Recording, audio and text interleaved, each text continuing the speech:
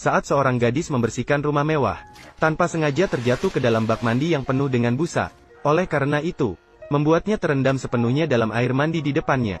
Tidak disangka karena kejadian ini, membuat gadis itu menghancurkan hidupnya sepenuhnya.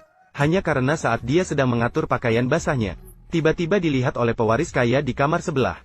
Melihat tubuh yang samar-samar terlihat, cermin di depannya ternyata adalah cermin dua sisi. Tanpa sadar, berusaha keras untuk mengeringkan pakaian basahnya, pewaris kaya duduk di kamar sebelah seperti itu, menikmati pemandangan yang menggoda ini. Setelah memperhatikan selama beberapa menit, pria itu mulai berpikiran jahat. Jadi dia memanfaatkan kesempatan ketika tidak ada orang di rumah, dan masuk ke kamar tempat gadis itu berada, membawa botol minuman dan mengajaknya minum bersama. Namun gadis itu melihat pewaris kaya yang mabuk-mabukan, langsung panik. Tapi lawan tidak memberinya kesempatan untuk menolak sama sekali. Gadis itu ketakutan dan berjuang mati-matian untuk melarikan diri. Akhirnya dia mengambil botol minuman dan menghantam keras ke arah anak laki-laki itu. Saat gadis itu berpikir untuk segera melarikan diri, tiba-tiba seorang pria berkacamata masuk dengan cepat. Gadis itu seakan melihat penyelamat, memohon agar pria berkacamata bisa menyelamatkannya. Yang tak terduga, keduanya sebenarnya bekerja sama. Kelihatannya si domba yang akan disembeli ini tak punya jalan keluar. Melihat tujuan si konglomerat hampir tercapai, gadis itu ketakutan dan menendang pria itu menjauh, melarikan diri dari ruangan. Kemudian langsung berlari ke lantai atas dan menuju ke atap. Pada saat yang sama, orang tua gadis itu baru saja pulang dari luar. Mereka tinggal di sini karena juga untuk mengurus rumah bagi orang kaya.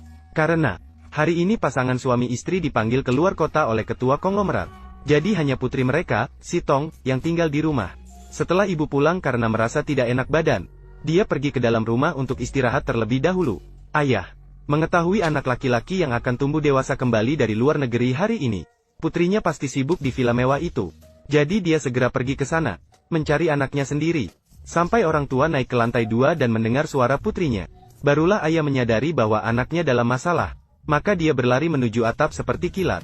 Akhirnya di tangga, bertemu dengan teman kaya kedua, pria berkacamata.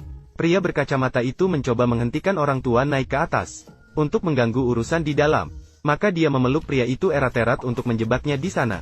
Akibatnya, pria berkacamata itu terlalu keras, malah mendorong ayah si Tong ke bawah. Ketika dia gemetar berlari ke depan untuk memeriksanya, barulah dia menyadari bahwa orang tua itu sudah tidak bernapas. Sementara itu, si kaya mengepung Sito di kamar di lantai atas. Gadis itu berlari ke balkon untuk melarikan diri dari cengkeramannya. Dia berlari ke balkon dengan putus asa. Kemudian dia menarik benda berat di sebelahnya. Dia memanfaatkan kesempatan untuk menutup pintu kaca. Namun si kaya dengan cepat berhasil merusak pintu dan masuk. Sito ketakutan dan segera melarikan diri keluar balkon. Dia tidak membiarkan dia mendekat. Pria itu juga terkejut dengan tindakan Sito. Dia meraih tangan untuk mencoba menarik gadis itu. Namun, Sito tahu bahwa dia tidak bisa menghindari nasib tercemar malam ini. Setelah berjuang dengan pikirannya, dia melepaskan tangannya dan melompat ke bawah. Si kaya yang belum pernah melihat situasi seperti ini, ketakutan dan berusaha keras untuk melarikan diri. Namun, dia malah melihat mayat di lantai 2. Adegan mengerikan ini membuat pria itu kembali panik. Ketika dia terjatuh di samping mayat gadis itu, baru menyesal setelahnya, sehingga membuat teman-teman lama saling menyalahkan. Jika hal ini diketahui polisi, mungkin hidup ini sudah berakhir. Pria berkacamata segera tenang. Dia mengingatkan temannya, Hao Ming. Mereka tidak bisa duduk di sana dengan bodoh, menunggu polisi datang menangkap. Yang harus dilakukan sekarang adalah menyingkirkan kedua tubuh ini. Segera menanganinya, mengangkat tubuh ayah dan anak ke dalam mobil off-road, bersiap untuk menyusun kecelakaan lalu lintas, untuk menghindari tanggung jawab hukum. Tidak disangka, tindakan mereka justru dilihat oleh sekretaris perusahaan. Hao Ming tahu tidak bisa menyembunyikan lagi, hanya bisa mengungkapkan kebenaran, dan memohon sekretaris untuk menjaga rahasia. Untuk membuktikan keberadaan kecelakaan lalu lintas ini, Hao Ming kemudian mengambil sebuah kalung mahal. Adiknya membantu kakaknya menghindari tuduhan pelarian, hanya bisa menyesuaikan diri dengan semua tindakannya. Pria meletakkan kalung ini di leher Sito, karena dia berencana menuduh Sito mencuri kalung adiknya. Akhirnya karena takut tertangkap, bersembunyi di balkon dan akhirnya jatuh dari lantai. Sedangkan ayahnya bersiap membawa putrinya ke rumah sakit untuk diselamatkan, akhirnya mengalami kecelakaan di jalan. Rangkaian alasan ini seharusnya bisa menipu semua orang. Melihat mobil langsung jatuh ke jurang di depan mata, dua pria kaya itu melihat dengan campuran antara gembira dan takut. Pada saat itu, pacar Sito tidak bisa menghubungi orang yang dicintainya. Berusaha keras menelepon. Tidak disangka nada dering telepon membuat wanita itu bereaksi. Sito yang jatuh dari gedung tinggi. Ajaibnya, dia masih bernapas. JC segera menemukan lokasi kecelakaan, membawa Ensu yang selamat ke rumah sakit. Orang tua mengetahui bahwa putri dan suami mereka meninggal secara bersamaan. Keesokan harinya, JC menangkap putra konglomerat dan membawanya ke kantor polisi. Karena darah yang ada di tubuh Ensu adalah Minho, jejak kaki dan kancing yang ditinggalkan di tempat kejadian. Ayah konglomerat mencoba membersihkan nama anaknya. Kepala polisi yang bertanggung jawab atas kasus ini menggunakan sumber daya untuk mencari. Dia sebelumnya telah menyelidiki bahwa keluarga polisi memiliki kebutuhan medis mendesak, yang memerlukan biaya medis besar. Polisi menjual jiwanya demi uang. Keesokan harinya, kasus dianggap sebagai kecelakaan dan ditutup dengan cepat, dan memberikan Ensu tuduhan pencurian. Sementara Minho dibebaskan tanpa tuduhan. Setelah mendengar berita ini, dia berlari dan marah bertanya kepada kepala polisi mengapa melepaskan pembunuh. Namun, JC mengelak dengan alasan waktu kejadian tidak sesuai. Namun ibunya mengatakan bahwa dia adalah saksi mata, karena dia melihat langsung wajah pelaku saat kejadian. Polisi sangat terkejut mendengar ini, langsung pergi mencari ayah konglomerat untuk merundingkan strategi. Malam itu ibu menghentikan mobil ayah konglomerat, ingin menuntut pertanggungjawaban dari konglomerat. Adegan itu diamati oleh istri konglomerat yang bersembunyi di samping. Ibunda Ensu juga pernah diperlakukan tidak adil oleh konglomerat saat muda. Sekarang putranya telah menyakiti putrinya sendiri. Istri konglomerat mendengar tentang ibu Ensu akan mengungkap kejahatan ketua, maka langsung memberi perintah kepada bawahannya untuk menelepon. Ibunda Ensu baru saja berpisah dengan ketua konglomerat, dan menjadi korban tangan jahat istri ketua. Dalam sehari Ensu kehilangan ayahnya, dan dia sendiri menjadi vegetatif. Hari itu, ada tamu tak diundang datang ke ruang perawatan. Orang yang datang adalah pria berkepala botak yang menyakiti ayahnya. Dia menyamar sebagai dokter, dengan tegas menusukkan jarum ke Ensu, untuk memastikan apakah dia benar-benar menjadi vegetatif. Keluarga konglomerat untuk menghilangkan ancaman masa depan, kemudian mengirim orang ke rumah sakit untuk menghilangkan Ensu. Namun orang ini sudah lama mengincar kecantikan Ensu. Tangan jahatnya meraba-raba pakaian Ensu, lalu dengan bangganya menceritakan kejadian kepada keluarganya. Namun dia tidak pernah menyangka bahwa saat itu Ensu sudah sadar kembali. Mendengar kebenaran yang diucapkan oleh pria itu, Ensu merasa sedih dan marah namun tidak bisa bergerak. Saat pria itu berencana melakukan hal yang jahat, perawat yang masuk menghentikan tindakannya. Pria itu berbohong bahwa dia adalah kerabat keluarganya, dan kemudian pergi dengan alasan tertentu. Ensu pun selamat dari bahaya. Memberitahu ketua konglomerat bahwa Ensu tidak memiliki. Beberapa orang memutuskan untuk sementara membiarkannya pergi. Namun mereka tidak tahu bahwa keputusan kecil ini akan menjadi sesuatu yang paling menyesal dalam hidup mereka. Jun mengetahui dari dokter bahwa pacarnya telah menjadi. Dia tidak rela hidupnya terus dirugikan oleh Ensu. Kemudian dia pergi ke ruang perawatan untuk mengucapkan selamat tinggal pada Ensu. Dia mengatakan bahwa dia akan menikahi Min King. Min menggunakan cara kotor untuk hamil anaknya. Dan dia juga tidak ingin merawat seumur hidup seseorang yang dalam keadaan vegetatif. Dia berkata bahwa Donghae pergi dengan sedih dari ruang perawatan. Dia duduk bersimpu di tanah dan mulai menangis dengan sedih. Dia merasa sangat tidak berdaya dan tidak rela. Ensu yang terbaring di tempat tidur juga menangis sedih. Hari itu, seorang perawat yang hangat hati datang ke ruang perawatan. Di bawah perawatannya yang penuh perhatian, Ensu bangun seperti keajaiban. Dia meminta perawat untuk tidak memberitahu siapapun. Pada saat itu, keponakan perawat, Nanjun, juga datang ke ruang perawatan. Ensu bertanya kepada perawat tentang anaknya. Meskipun dalam keadaan vegetatif, dia sadar mengetahui bahwa dia melahirkan anak di tengah jalan. Saat perawat hendak berbicara, Nanjun memberitahunya anaknya meninggal saat dilahirkan. Hal ini membuat sisa harapan Ensuk juga lenyap. Dia tahu ini semua disebabkan oleh keluarga konglomerat. Menyelamatkan nyawanya hanya untuk membiarkannya pulih. Dia menceritakan semua pengalamannya kepada kedua orang itu, lalu meminta Namjoon untuk mengakhiri hidupnya. Dia harus menghilang dari dunia ini. Jika tidak, orang-orang itu tidak akan membiarkannya pergi. Namjoon juga menyatakan kesediaannya untuk membantunya. Ayah Namjoon juga menjadi korban keluarga konglomerat. Dengan bantuan Bibi dan Namjoon, Ensuk akhirnya melarikan diri dari rumah sakit. Namun dia ketahuan oleh bawahannya yang memantau dia. Segera informasi itu dibeli oleh polisi yang disuap oleh keluarga konglomerat.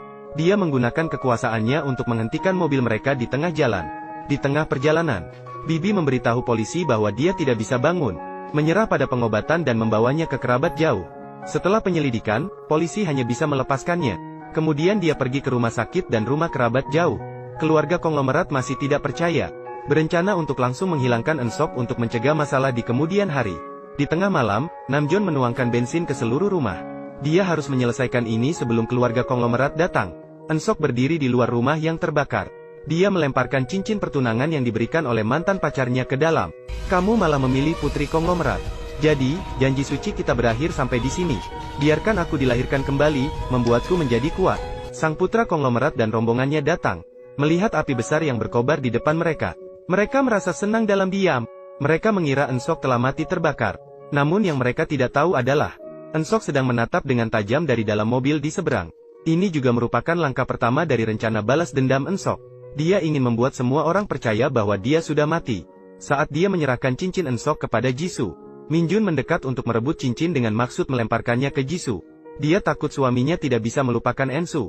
Namun, Kijun tetap memegang erat tanpa melepaskan. Min pergi dengan gelisah dan tidak tenang. Sementara Kijun tidak bisa lagi bertahan. Dia duduk di tanah dan mulai menangis dengan keras. Melihat pacarnya yang menderita, Ensu tidak bisa menahan diri untuk turun dari mobil. Untungnya Bibi San Ying segera menghentikannya. Ensu sadar. Untuk membalas dendam, dia harus meninggalkan masa lalunya. Nanshun mengurus identitas baru untuknya. Bersiap mengirim Ensu ke Amerika. 7 tahun kemudian, Nanshun, sekretaris eksekutif Jiang Tai Group, datang.